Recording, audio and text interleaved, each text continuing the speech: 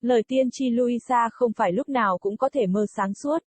Nhưng một khi cô ấy nhận thức được khả năng có ở một nơi đó và thời gian cô ấy cũng sẽ tiếp tục quay trở lại một cách có ý thức. Ngày 8 tháng 1 năm 1998, căn nhà nhỏ trong rừng ở North End Bar, New York. Trong bối cảnh tuyết trắng tinh, Louisa Coleman 12 tuổi đứng trong chiếc áo khoác mùa đông mới nhất, ít được yêu thích nhất. Màu xám, cố gắng hết sức để giữ cho đôi mắt của cô ấy mở. Tuyết chỉ rơi nhẹ nhưng có một cơn gió ma quái thổi vào mặt cô. Cách nơi cô ấy đứng một khoảng đá, một bài thánh ca vang lên đều đặn từ nhà kho nhỏ trong cabin, nơi một nhóm nhỏ người đã tụ tập để dự đám tang của bà. Louisa hẳn sẽ đặt câu hỏi về sự kỳ quặc của việc chôn cất ai đó vào giữa mùa đông khi xem xét mặt đất cứng và băng giá như thế nào, nhưng mẹ cô đã giải thích một cách ngẫu nhiên rằng ông nội Son đã chết vì một người đàn ông đau buồn và đã dành vài tháng cuối cùng để tự đào một ngôi mộ bên cạnh người vợ đã chết và đứa con trai duy nhất của ông sau cabin. Mẹ cô, người thân còn sống, đáng tin cậy duy nhất của anh đã được chỉ dẫn về nơi chôn cất anh và khi nào. Điều đó thật buồn cười vì Louisa chưa bao giờ gặp hay nghe nói về ông cụ Son ngay cả trong đám tang lớn của cô ấy. Không muốn tham gia hoặc làm phiền buổi lễ nhỏ, Louisa đi lang thang về phía hồ nước lấp lánh ở phía bên kia của khu nhà. Cô ước mình có thể lướt trên mặt băng một cách duyên dáng như những cô gái ở quê nhà Michigan. Giống như mẹ cô ngày xưa, nhưng dường như Louisa hầu như không bao giờ kiểm soát được đôi chân của mình, cô ấy bước ra sân băng bất chấp và bước ra ngoài vài bước chân. Thỉnh thoảng, cô trượt qua và thực hiện trò chơi viết chữ trên băng bằng đôi ủng mùa đông của mình. Này nhóc, nguy hiểm quá, ai đó gọi và Louisa nhìn lên khi in tên Anthony Hoban lên băng. Một người đàn ông to lớn đang loạng choạng về phía cô và cô không thể biết liệu các bước của anh ta có vô tổ chức như vậy hay không vì lớp băng bên dưới anh ta. Ophelia, bây giờ không phải là lúc để nhảy trên băng, người đàn ông nhắc nhở.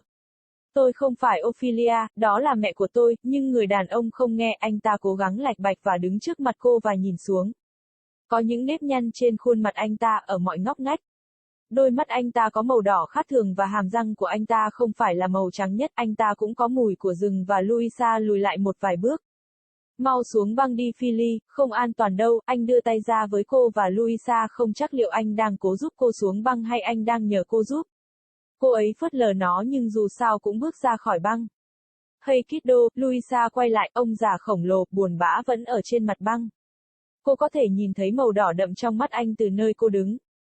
Bạn sẽ làm được những điều tuyệt vời. Đừng quên điều đó, chúc mừng năm mới, cô nhún vai và bắt đầu quay trở lại nhà kho, nơi cô có thể nghe thấy tiếng mẹ cô đang hỏi thăm cô. Trước khi rẽ vào góc, Louisa nhìn lại để thấy ông già ở cuối hồ xa nhất lúc này, cô lặng lẽ nhìn ông ta trượt chân, bắt mình bằng 4 chân và chui vào rừng. Cuối cùng cũng vào được nhà kho, Ophelia thật đã có một lời khuyên ngắn gọn dành cho con gái trước khi kéo cô bé vào để bày tỏ sự kính trọng cuối cùng. Ý bạn là sự tôn trọng đầu tiên của tôi, Louisa thì thầm.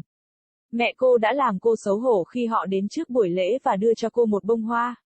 Louisa miễn cưỡng bước nhanh đến chiếc quan tài đang mở để giả vờ nói vài câu rồi cắm bông hoa vào, nhưng điều mà cô mong đợi là lần gặp đầu tiên của mình với một người đàn ông đã chết, không ai khác chính là người đàn ông đến từ hồ trong một chiếc hộp.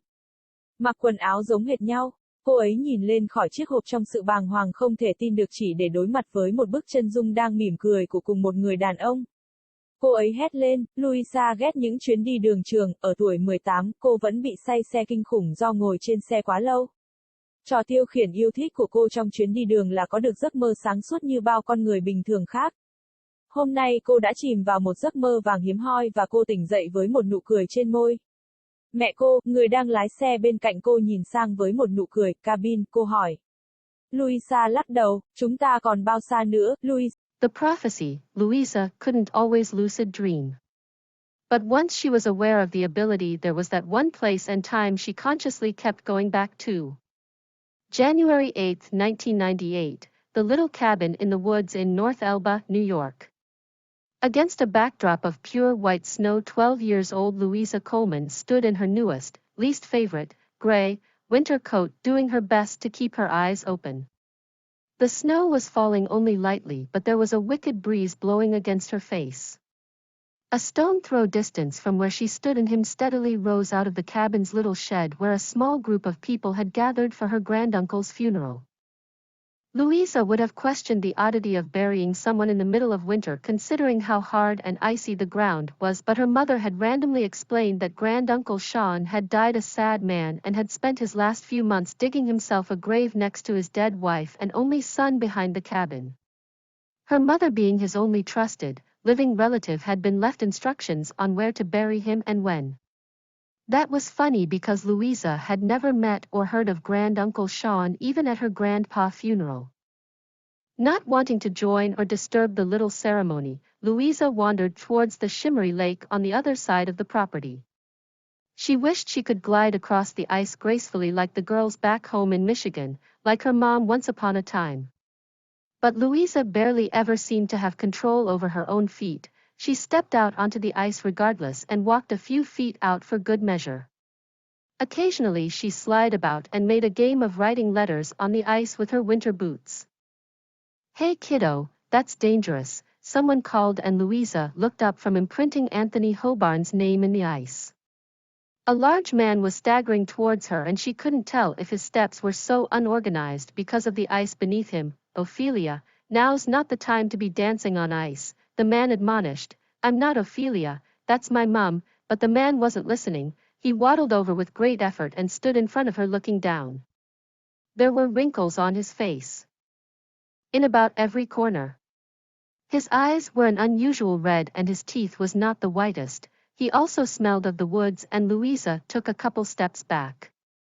"Come on, get off the ice, Philly, it ain't safe." He held out a hand to her and Louisa wasn't sure if he was trying to help her off the ice or if he was asking her for help.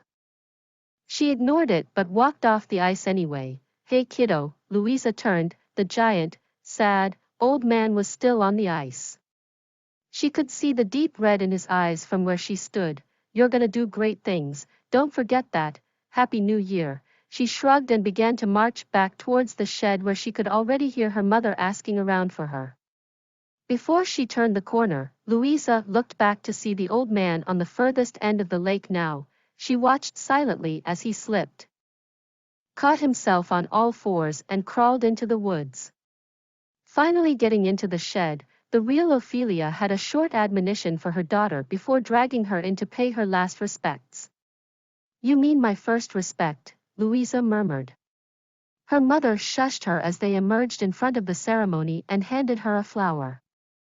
Reluctantly Louisa hastened to the open coffin to pretend to say a few words and put the flower in, but what she expected to be her first meeting with a dead man was none other than the man from the lake in a box, wearing the exact same clothes. She looked up from the box in disbelieving shock only to come face to face with a smiling portrait of the same man. She screamed. Louisa hated road trips. At 18 she still got horrible motion sickness from being in a vehicle too long. Her favorite pastime during road trip was to lucid dream like every other normal human being. Today she had slipped into a rare but gold dream and she woke up with a laugh on her lips. Her mother, who was driving beside her, looked over with a smile. "The cabin?" she asked. Louisa shook her head. "How far away are we?" Louisa asked.